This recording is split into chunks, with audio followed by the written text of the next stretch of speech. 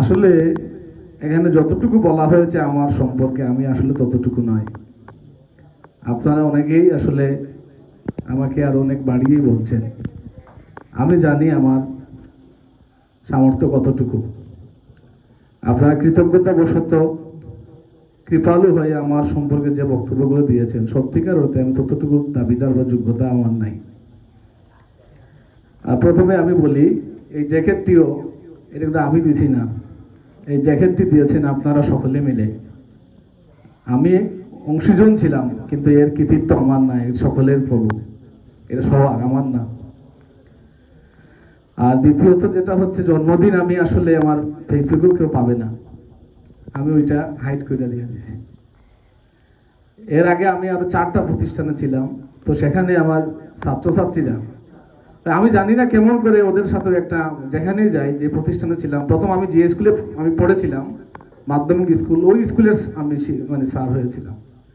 তো সেই সুবাদেও এখানে ওই শিক্ষার্থীদের সাথে, যেহেতু বিজ্ঞানের শিক্ষক ছিলাম, আর তাদের সাথে আমার আন্ডারস্ট্যান্ডিং ভালো ছিল, তো সকল শিক্ষকদের রাইকে ওরা আমার বার্থডেটা পালন করে।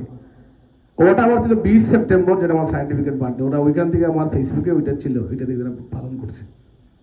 তো এই স্কুলে আমার নিজেরই শরম লাগতো যে আমার শিক্ষকদের আর কেউ বার্থডে পালন করছে না, আর আমি তাদের ছাত্র, আমার বার্থডের জন্য ওরা মানে বিশাল আয়োজন করে দিয়ে দিয়েছে।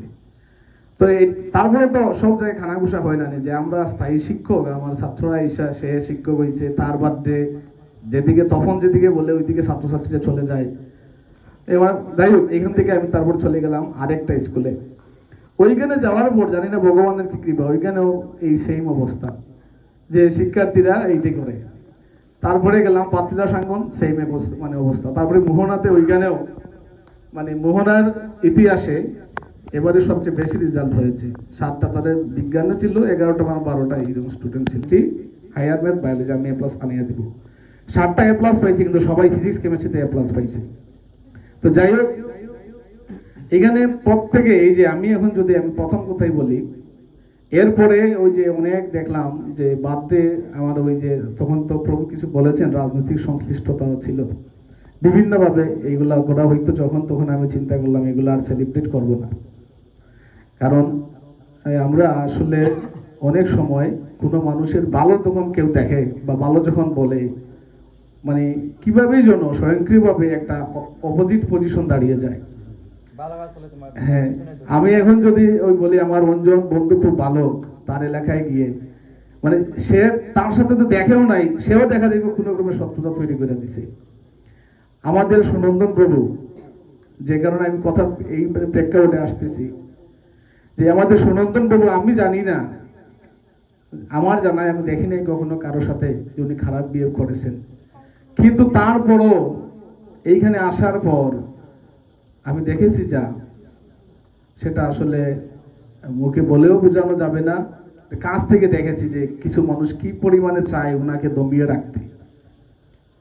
তো সেটা উনি কি কারো মাথায় বাড়ি দিয়েছে, না কারো জায়গা জমি দখল করেছে, নাকি আমাদের মতো রাজনীতি করেছে যে উনার পজিশন থাকবে, কিন্তু সাধু হওয়ার পরও এইরকম অবস্থা আছে।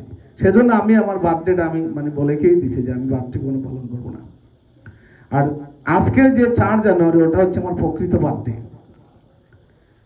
এবং এই আসলে সত্যিকার অর্থে আমাদের যে গ্রামে বড় হয়েছে, এখানে বার্থডে সেলিব্রেশনের কোনো কিন্তু ইয়ে নাই, এইগুলা এত প্রচলিত না। এমন আমাদের বাতিজা যেগুলা হচ্ছে, এইগুলা ছোট ছোট খান্না ধরে আমার বার্থডে করা লাগবে, এই সেই করিয়া তারা বায়না ধরিয়া এগুলো করে। তো সেই হিসেবে আমার জন্ম আমার পিতামাতা দিয়েছেন ঠিক, কিন্তু আজকের যে বার্থডে অনুষ্ঠান, সেটা আমার সুনন্দন প্রভুর কৃপায় হয়ে প্রথম উদযাপিত হইল। সেজন্য আমি ওনার চরণে ধন্যবাদ জ্ঞাপন করছি। আপনার কাছে আমি আজীবন কৃতজ্ঞ প্রভু। আপনার কৃতজ্ঞতার ঋণ আমি কিভাবে শোধ করবো সেটাও জানি না। দেখেন, যখন আমি নিরাশ্রয় ছিলাম, ওইখানে ওই 83 গ্রাম ছিলাম, আপনারা পরিচিত আছে অনেক, ওইখানে পানির খুব সমস্যা। এই পানির সমস্যার কারণে আমি প্রায় শারীরিক অসুস্থ। আমি বাসা চাইডা দিছি, সাইডা দিয়ে বাসা খুঁজতেছি, কিন্তু কোথাও বাসা পাইতেছি না। এই যে আমাদের ইয়ে যে বললো, জয়প্রভু যে বললো যে ওনার একটা দোষ নিয়ে বিবাহ করেন নাই, এটা আসলেই দোষ। এই দোষের দোষী হওয়ার কারণে এই শিব বাড়িতে কেউ বাসা দেয় নাই, যার বউ নাই তার এলাকায় কোনো স্থান নাই। তো সেই রকম একটা অপরাধীকে এই প্রভু জায়গা দিয়েছেন। আমি অনেক ভুল হয়, এই যে আপনাদের আসলে যারা এই আন্তর্জাতিক কৃষ্ণ ভাবনামৃত সংঘের সাথে যারা যুক্ত আছেন, আপনারা তো পূর্ববাদের 4টা বিধিনিষেধ অত্যন্ত কঠোরভাবে পালন করেন। সেই জায়গায় আমার অনেক দুর্বলতা এখনো রয়ে গেছে, আমি সেটা পারি না। তো সেজন্য আমার জানায় অজানায় বৈষ্ণব অপরাধ হয় এবং হচ্ছে, আরও হবে, কারণ আমি বুঝতেছি আমার দুর্বলতা কোথায়। সেজন্য আমি সব সময় আপনাদের কাছে এই ক্ষমা প্রার্থনাটা করি যে আপনারা আমাকে আপনাদের নিজজন মনে করে আমাদেরকে সেই ভুল থেকে ক্ষমা সুন্দর দৃষ্টিতে দেখবেন। আর প্রভুর ঋণ পাশাপাশি এই মন্দিরে যারা থাকে, বিপ্লব, সুব্রত, তারপরে প্রাণকৃষ্ণ এখন চলে গেছে, জয়ন্ত প্রভু, আমার রাতুল দা, রিপন প্রভু, এই অন্তর মহন্ত, দুর্জয় প্রসাদ, তারপরে এই যে যারা আমাদের এই ঋষিকেশ, মধুপ্রভু, আমাদের এই ছোট 4টা ভাই পঙ্কজ, হৃদয়, কনিক, বাবলা, এরা প্রতিনিয়ত, আমাদের রাঘব প্রভু, তারপরে যারাই আছে আর কি, সকলের কাছে আমি ঋণী।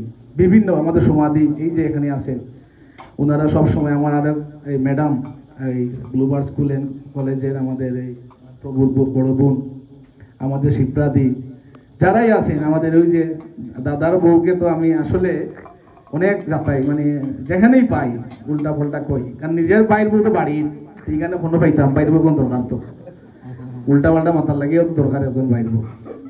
যে আমরা আসলে, আপনারা জানেন আমি খুব পালা, আর তাই জানেন খুব খারাপ, মুখের ভাষা তান্ডে জিগাইলে পাইবা আমি খিতামাতি।